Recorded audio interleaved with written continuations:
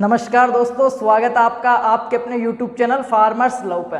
तो सभी जेट वाले जो विद्यार्थी हैं उनके लिए आज बहुत ही ज़्यादा इंपॉर्टेंट होने वाला है ये वीडियो। वैसे क्लास का वीडियो नहीं है कोई, पर क्लास से कम भी नहीं है, आपको उससे ज़्यादा यूजफुल होगा।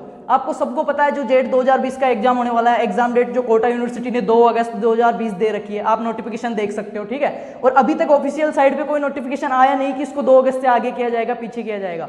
वैसे लोग तो पता नहीं क्या क्या कह रहे हैं कि अगस्त, सितंबर, अक्टूबर, वो छोड़ो। बाकी ऑफिशियल साइट पे अगर सबसे आएगा कोई नोटिफिकेशन ऐसा तो मैं आपको सबसे पहले अपडेट दे दूंगा। वैसे आया नहीं है तो 2 अगस्त को ही है पेपर, आपको तैयारी 2 अगस्त समझ के ही करनी है, ठीक है। और रही बात तो 2 अगस्त बहुत नज़दीक है और लॉकडाउन की वजह से आपको सबको पता है कोचिंग्स वगैरह सब ऑफ थे, जो सेंटर वगैरह हैं, तो स्टूडेंट की तैयारी कैसी हो रही है घर पे भी, वो भी सबको पता है लगभग। तो आपका रिजल्ट कैसा आया है, ठीक है, आप 12th के फ्रेशर बैच वाले हो या टारगेट बैच वाले, ठीक है, कोई फर्क नहीं पड़ेगा।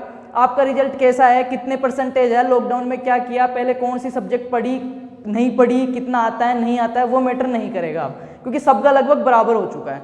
और आज जो बात कर रहे हैं ना, वो चीज़ ये कर रहे हैं कि जो जेट एग्जाम जो लड़ाई है ये जिसमें आपने भाग लिया है, जिस खेल में, इसमें आप कैसे जीतोगे।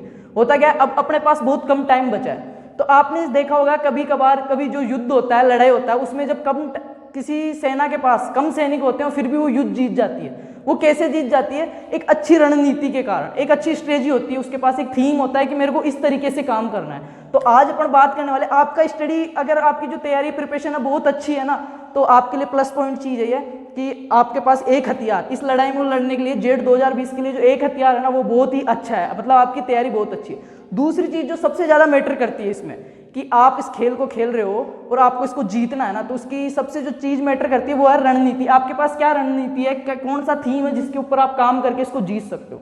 तो एक युद्ध को, एक लड़ाई को, एक एग्जाम को, किसी भी चीज को, एक अपने लक्ष्य को अचीवमेंट करने के लिए आपके पास एक अच्छी रणनीति होना बहुत ज्यादा जरूरी है। तो आज उसी चीज पे बात करने वाला है, तो वीडियो को एंड तक देखना। और मैं 101% दावे के साथ कह सकता हूं, जिसने इस वीडियो को एंड तक देखा ना, वो अपनी तैयारी को एक नया आयाम दे पाएगा, एक नया रूप दे पाएगा अपनी प्रिपरेशन को, और अपने इस युद्ध में, जिस खेल को खेल रहा है ना, उसमें वो जीत जाएगा, कन्फर्म है जीत जाएगा। बस शर्त क्या है, पूरा देखे और समझ के देखे, ठीक है। तो आज मैं ऐसी बात करने वाला हूँ जेट एग्जाम के बारे में, जो आपको मैं 5 चीजें बताने वाला हूँ इसकी रणनीति के बारे में, कि आप इसको, पढ़ाई तो काम आएगी ही, साथ में ये चीजें बहुत इंपॉर्टेंट है, क्योंकि अब आपके पास इतना टाइम नहीं बचा कि आप सब कुछ दोबारा से रिवाइज कर सको, सब कुछ कर सको। 3 सब्जेक्ट है, इतना लॉन्ग सिलेबस है, और फिर 2 अगस्त को ही पेपर है, ठीक है। अब आज आधा तो गया, जुलाई लगभग, ठीक है। तो वो चीज है, तो अपने को पास क्या चाहिए, एक अच्छी रणनीति चाहिए इसको जीतने के लिए। तो उस बारे में बात करते हैं। तो मैं 5 चीजें बताऊंगा आज को, 5 टिप्स, वो 5 आपने फॉलो कर रहे हैं और ध्यान दे रहे हो ना, तो 101% है आप इस खेल में जीत जाओगे, और जीतना ही होगा यार अब की बार तो, ठीक है। तो बात करते हैं वो 5 चीजें कौन कौन सी है। हाँ, सबसे पहली चीज है वजह या कारण, कि आप जब तक कोई काम कर रहे हो, ठीक है, जो पहली चीज है अपनी, मैं 5 चीजें बताऊंगा आपको, स्टेप टू स्टेप पूरी देखनी है एंड तक, और फिर बताना है आपको क्या लगा, ठीक है। और मैं 101% ये दावे के साथ कह सकता हूँ, खुद एक्सपीरियंस के साथ, कि आपने अगर इसको पूरा देखा ना, तो आप अपनी तैयारी को एक नया आयाम दे पाओगे। इस रणनीति से काम करोगे ना, तो पक्का जीत जाओगे आप, और जीतना पड़ेगा यार, ठीक है। तो सबसे पहली चीज है वजह या कारण, कि जो आप एग्जाम दे रहे हो या जिस युद्ध में बैठे हो या लड़ाई कर रहे हो, उसकी वजह क्या है ये मालूम नहीं होता। और जब तक अपने को उस काम की वजह मालूम नहीं ना, तब तक अपना दिमाग है ना फालतू की चीजों में जाएगा ही जाएगा। जब तक प्रॉपर अगर वजह मालूम नहीं है आपको कि मैं क्यों कर रहा हूँ, ठीक है, आपको रीजन ही नहीं पता कि मैं कर रहा क्या हूँ और क्यों कर रहा हूँ, तो आपका दिमाग बेसिकली 100% दूसरी चीजों में जाना ही जाना है। तो सबसे पहली चीज है कि वजह, आपको ये वजह होनी चाहिए कि मैं क्यों दे रहा हूँ ये पेपर। सबको पता है यार, जेट एग्जाम की फीस 2800 रुपये है, ठीक है, काउंसलिंग फीस 5000 रुपये है, और एग्रीकल्चर में 99% केसेज में जो स्टूडेंट है ना, सब किसान परिवार से है। आप जो प्री मेडिकल जो नीट का एग्जाम है ना, उसकी आधी 1400 रुपये फीस है, इतनी काउंसलिंग की भी नहीं है। जबकि जो नीट वाले हैं, बायो वाले स्टूडेंट, वो किसान परिवार से बहुत कम बिलोंग करते हैं। बाकी बात बताऊं तो ये 2800 रुपये, ये 5000 रुपये, ये थोड़ा सोचा करो कहाँ से आ रहे हैं, ठीक है। वजह क्या है आपकी, तो सबसे पहली चीज़ है कि आपको प्रॉपर रूप में, प्रॉपर वे में अगर अपनी प्रिपरेशन करनी है, भटकना नहीं है, बहुत कम टाइम बचा है, तो आपको बैठ के 2 मिनट ये सोचना होगा कि यार मैं पढ़ क्यों रहा हूँ, ये तैयारी क्यों कर रहा हूँ। और ये जो चीज़ें हैं, सब किसान परिवार से यार, किसी ने कोई बकरी बेच के पैसे दे रहा है, किसी का पिताजी, किसी ने ब्याज में ले रखे हैं, मेरे को सब पता है सिचुएशन, ठीक है। तो वो चीज़ है। तो सबसे पहले तो आपको ये चीज़ सोचना है बैठ के 2 मिनट पढ़ाई करने से पहले, कि यार मैं ये पढ़ रहा हूँ, क्यों पढ़ रहा हूँ, मैं पढ़ के क्या करूँगा, या वजह क्या है मेरे इसके पढ़ने के पीछे। सेकेंड जो चीज़ है अपनी, ये सोच, थिंक, ठीक है। अभी आपका जो पहला लक्ष्य है वो क्या है, जेट एग्जाम 2020 जो 2 अगस्त को होने वाला है। ये नहीं सोचना है कितने फॉर्म लगे हैं, मेरा क्या रिजल्ट रहा है, मैंने पहले क्या पढ़ा है, मैं क्या नहीं पढ़ रहा, मेरे दोस्त ने 7 बार सिलेबस कर लिया, उसने 3 बार कर लिया, वो रिवीजन कर रहा है, वो उस कोचिंग से पढ़ रहा है, कुछ नहीं सोचना। पहला क्या है, आपकी सोच क्या रखनी है कि यार मेरे को 2 अगस्त को पेपर देना है, कितनी सीटें हैं, कितने फॉर्म भरे, नहीं सोचना कुछ भी। ये चीज़ें मैटर नहीं करती, ये आपके माइंड को डिस्टर्ब करती है। सिर्फ आपको क्या सोचना है, यार मेरे को सिर्फ 1 सीट लेनी है। क्या सोचना है, कितने लाख फॉर्म लगे हो यार, करोड़ फॉर्म, आपको कुछ भी चीज़ों में ध्यान नहीं देना, इतना टाइम भी नहीं है। अगर आप दे रहे हो ना तो कहीं ना कहीं आप इस लड़ाई में पीछे हो रहे हो, अपने आप को पीछे धकेल रहे हो, किसी दूसरे को नहीं, खुद को पीछे धकेल रहे हो। तो आपको क्या चीज़ सोचनी है, सिर्फ एक सोच रखनी है कि मेरे को सिर्फ 1 सीट निकालनी है, ठीक है। और ये आगे की जो सोच रहे हो ना कि कितनी कट ऑफ जाने वाली है, कौन सी कॉलेज में कितनी लिस्ट लगेगी, या मेरा कहाँ पे होएगा, काउंसलिंग का मैं कौन सी कॉलेज लगाऊंगा, वो क्या लगाऊंगा, उनमें आपको 1% भी प्रॉब्लम नहीं आएगी। आपका भाई है आपके साथ, 24 आवर्स तैयार हूँ मैं आपके लिए। आप अभी आपका मेन जो लक्ष्य होना चाहिए वो क्या होना चाहिए कि यार मेरे को बस 1 सीट निकाल लिया, मेरे को ये फर्क नहीं पड़ता कितने फॉर्म लगे हैं, किसकी कितनी तैयारी है, मेरे को सिर्फ 1 सीट चाहिए। क्या चाहिए, 1 सीट। और उसी थीम को, उसी रणनीति को लेके आपको पढ़ाई करनी है, ठीक है। आपको ये वजह है कि मैं क्यों पढ़ रहा हूँ और किस सिचुएशन में पढ़ रहा हूँ, या यहाँ तक आने के लिए मैंने क्या क्या किया है, वो चीज़ पता है। और ये चीज़ सिर्फ माइंड में एक चीज़ सेटअप रखनी है कि मेरे को 1 सीट निकालनी है। ये नहीं सोचना कि कितनी फॉर्म लगे हैं, कब काउंसलिंग होगी, उनके लिए मैं हूँ। आपको अगर ज़रूरत पड़ती है आपके लिए 24 आवर्स, ठीक है, किस कौन सी कॉलेज लगानी है, कितनी कट ऑफ जा रही है, क्या है, वो सब मैं आपके लिए तैयार हूँ। तीसरी चीज़ होती है माहौल, ठीक है। जो अपना तीसरी चीज़ है वो क्या है, माहौल। ये बहुत ही ज़्यादा मैटर करता है माहौल। और एग्रीकल्चर फील्ड वालों का तो माहौल बहुत ख़राब कर रखा है। इस जेट को जेट नहीं, पेट बना रखा है, ठीक है, धंधा बना रखा है लोगों ने।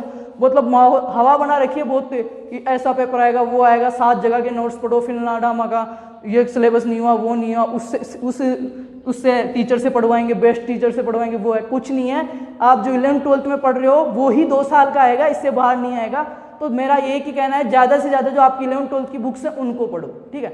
आप अच्छी बात है एक्स्ट्रा चीज़ें पढ़ रहे हो, बहुत अच्छी बात है, पर ज़्यादा अति हर चीज़ की अनावश्यक होती है, ठीक है। आपको पता है अति हर चीज़ की नुकसानदायक होती है, तो अति नहीं करनी है। आपको सबको पता है 11th 12th के सिलेबस सबके पास होना चाहिए, ठीक है।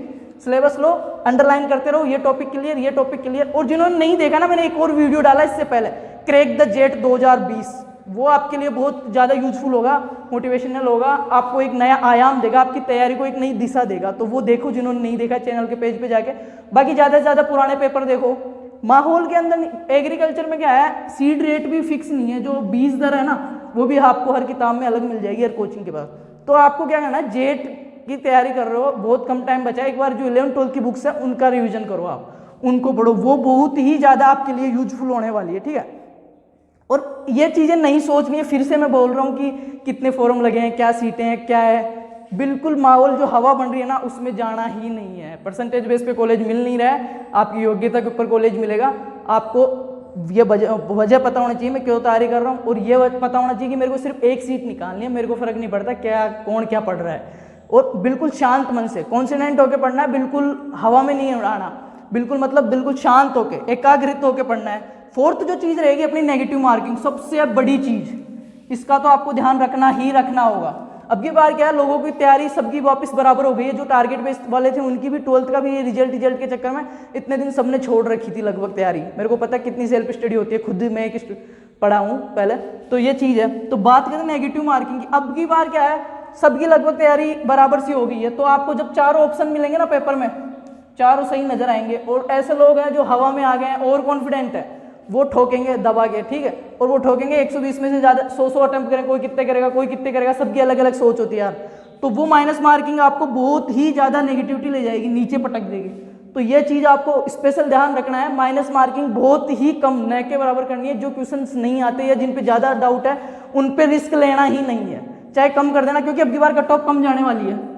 ये ले लो आप लिख के, अब की बार कट ऑफ कम जाने वाली है। तो पिछली बार की तरह ऐसे नहीं कि मेरे को 350 लाने, 500 लाने, वो लाने और ठोक के आ जाओ पूरे। मैं नेगेटिव मार्किंग नहीं करनी है, बहुत कम क्वेश्चंस जिन पे आपको थोड़ा विश्वास हो उन्हीं पे रिस्क लेना है, डाउटेड वाले क्वेश्चन पे रिस्क नहीं लेना है। दूसरी चीज, नेगेटिव मार्किंग में एक और चीज बताऊं आपको, आप एक काम करना, क्वेश्चन को हिंदी इंग्लिश दोनों में पढ़ना है, ठीक है। जो जेट पेपर का है हिंदी इंग्लिश दोनों पढ़ना, 2 बार पढ़ना है।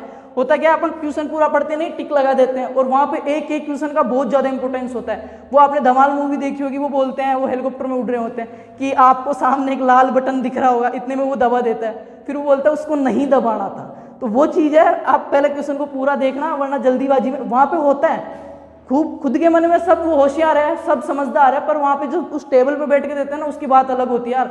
वहाँ पे होता है एक्साइट हो जाते हैं, अपन ध्यान नहीं दे पाते, टिक मार दिया, देखते टिक मार दिया। तो वो चीज़ नहीं करनी है, और अपने को वैसे भी पूरे 120 में से 120 करके नहीं आना है, ठीक है। जो नहीं आते ना उन पर रिस्क लेना ही नहीं है, और एक क्वेश्चन को 2 बार पढ़ना है, हिंदी इंग्लिश दोनों में पढ़ना है। और नेगेटिव मार्किंग तो बिल्कुल न के बराबर। अगर आप नेगेटिव मार्किंग नहीं कर रहे हो, कम क्वेश्चन कर रहे हो ना अगले वाले से, तो भी आपके ज़्यादा चांसेस बढ़ेंगे अब की बार। और अब की बार कट ऑफ से बेसिकली जो सब बता रहे हैं कम जाने वाली है। बाकी कितनी जाएगी, कौन सी कॉलेज लगानी है, आपको कौन सी बेस्ट रहेगी, कौन सी में कितनी फीस है, कितनी कट ऑफ जा रही है, कहाँ से काउंसलिंग करवानी है, क्या है, उनके लिए आपका भाई खड़ा है। बार बार बोल रहा हूँ, कभी भी जरूरत पड़े 24 आवर्स आपके लिए तैयार हूँ। 9460654892 पे एक बार मैसेज कर देना पहले मेरे को, ठीक है।